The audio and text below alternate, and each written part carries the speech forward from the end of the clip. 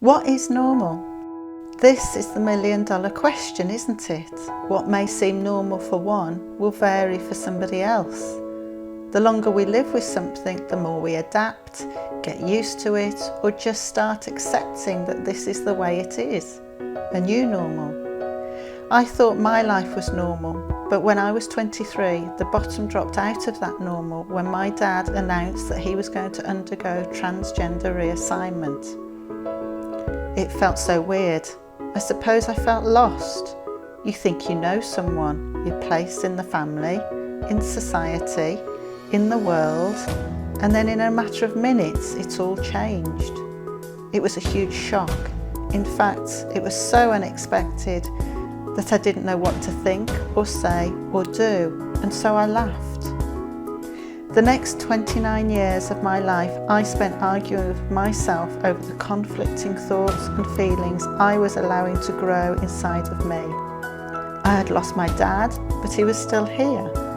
But this new person didn't look like my dad, act like my dad, sound like my dad, had different friends, different hobbies, and I felt was a very different person.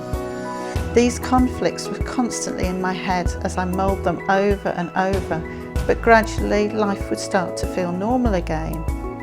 I started to get used to my dad being Joan until significant changes in my life like getting married, having my first child, and it would always crop up again. The other part that I always struggled with was, how do I explain who this new person in my life is?